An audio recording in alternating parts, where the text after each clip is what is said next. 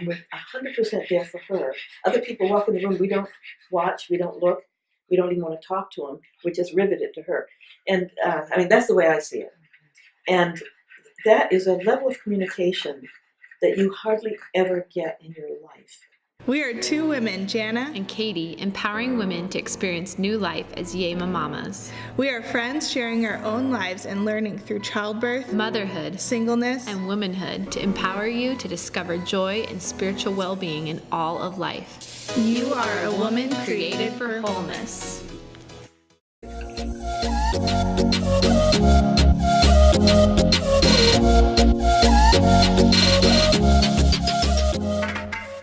I'm getting, maybe in my old age, I'm getting more erudite, or, I'm going a little deeper. But one of the things that really interests me is, and I spoke on this for the Doulas webinar, the web conference, what do doulas really do? And because I've been thinking that definition, don't you guys hate having to explain what a doula is? The continuous presence, labor support, informational support, and is that all? And who's going to want that? I mean, really, if you're telling someone who's pregnant, well, I can be there continually.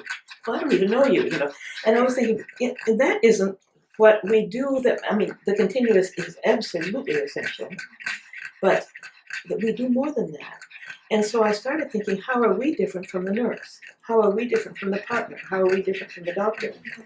And I began to realize that when we're there continuously, number one, we know what's going on. They pop in and they have to do an exam to find out what's going on. We know. Mm-hmm. But then this whole, one of my major themes is rhythm. Rhythm. And so when we're with her, we can see whether she's in a rhythm of some sort or not. And if she isn't, she's out of control. And if she's in a rhythm, even if she's bellowing in the rhythm, she's managing. The thinking part of the brain, women in active labor are not thinking, they're not thinking risks and benefits.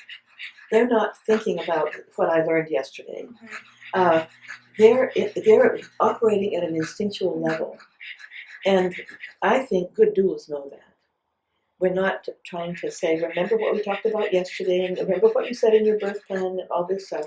She's not there.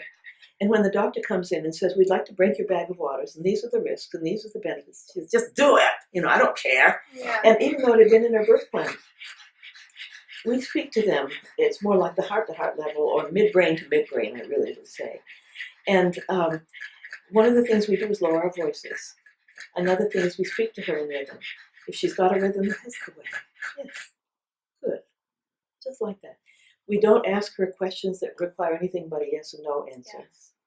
Yes. We keep it very simple, and we're 100% there for her. Other people walk in the room, we don't watch, we don't look, we don't even want to talk to them. We're just riveted to her. And that's the way I see it. And that is a level of communication that you hardly ever get in your life, in another realm of your life. And I think it's key to the success of the doula. Mm. And the woman feels understood. I mean, we're not perfect for everybody. Some we just don't click with, and it's sometimes our fault and sometimes theirs. Who knows?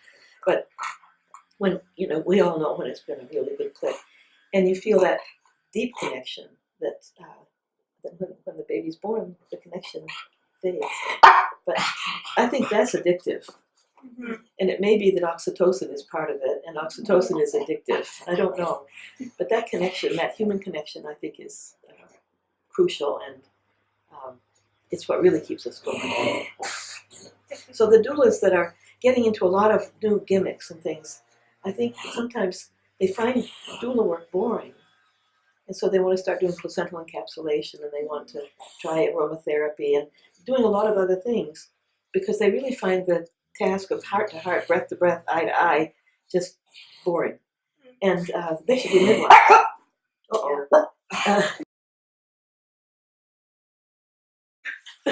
There's a book called The Worst Is Over. And it's a book for EMTs and first responders. And they that's where I got a lot of this stuff. When they come on the scene and someone's bleeding out and petrified, they've learned, don't say, stay with us, stop bleeding, or you say stop bleeding. But the thing is, you say something like, the ambulance is on the way, the worst is over.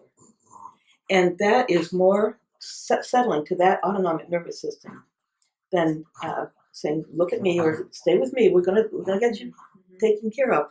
But the worst is over, something reassuring. And they explain it pretty well in that book. But I realize there's an awful lot there. We're working at a very primitive level when somebody's in the throes of labor. And the communication, when we're speaking heart to heart, and it's not what we say, it's just the sound of our voice, the soothing tone, the rhythm of it. So, anyway, that's where I am now. Working on off in airy fairyland, yeah. Are you writing or are you speaking on it? Or I'm how speaking are on you? it a little bit, and I haven't written. Maybe I've written on it.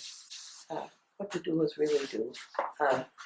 I did for I think for Midwifery Today. I just read that You read article.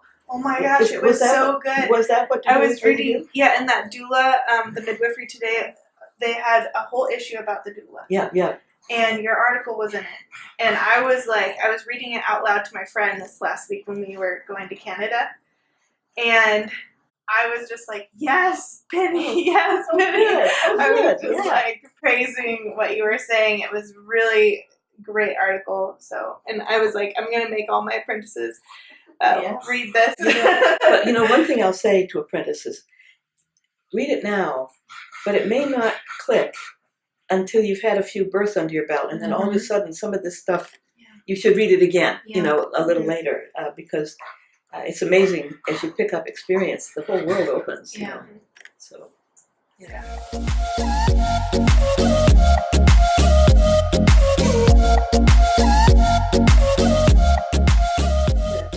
The favorite thing that I do, and the last that I will give up, is teaching expectant parents. I love that.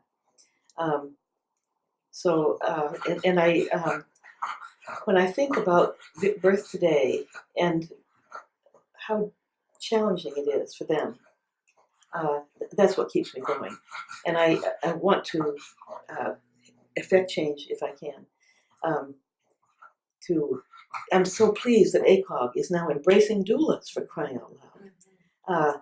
And they're saying that's going to be our way of lowering the cesarean rate, among other things. But when we see that the people in power are beginning to recognize that this humble figure that just sits by the bedside and nods her head and chortles over the woman is making a huge impact, I'm thrilled. They've had two position papers that both praise the doula, and they use the word doula, not just some supportive companion. So that's huge, and I'm very interested in making doulas available for everybody, the payers, the non-payers, our open arms group. Them, they're wonderful, and they have amazing outcomes, and we're beginning to realize that the doula is a key, and we still have to persuade nurses. That's why I'm glad to have these opportunities to speak to the nurses. Yeah, I do like the traveling. I like the speaking, but it's getting harder for me, I have to admit. The travel isn't so bad, but preparing new talks is getting to be harder for this old brain. Yeah. I hate to face that. Yeah. But it is hard.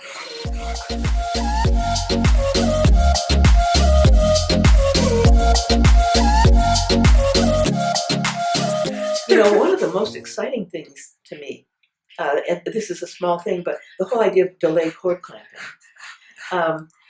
We cut it off when a third of the baby's blood is out there in the placenta. And then we find out that 4 to 6 months later, there's a lot more anemia because these kids never got their red blood cells. So all that. But now they're recognizing that, back up a little bit. When a full-term baby was born, they would start delaying cord clamping. That was the first group. These are the kids that can't be hurt, so we'll let them be exposed to more blood. I don't know if that's making sense, but they thought that the kids that need resuscitation, we got to cut the cord and get them over to the unit. Well, now they're realizing there are ways to resuscitate the baby with an intact cord, and the baby's getting all this oxygenated blood and all these red blood cells while they're giving some oxygen as well. And we're going to have, I have this big birthday celebration coming up. And Andrew Kotaska from Canada, Canadian perinatologist, is going to be speaking on this. Okay. But then the other thing is we have Melissa Cheney, Missy Cheney, who's a midwife from Oregon, a cultural anthropologist and a certified professional midwife. She says that's what we've always done. At home births, we never cut the cord when we had to resuscitate the infant. And because we knew we had to, we needed that at the source. So isn't that ironic? We're coming back to what we knew What we always did. centuries ago, with evidence now. Right, now we have the scientific evidence, proof. yeah. But anyway, so I'm very interested in doing anything I can to spread the word on evidence-based practice.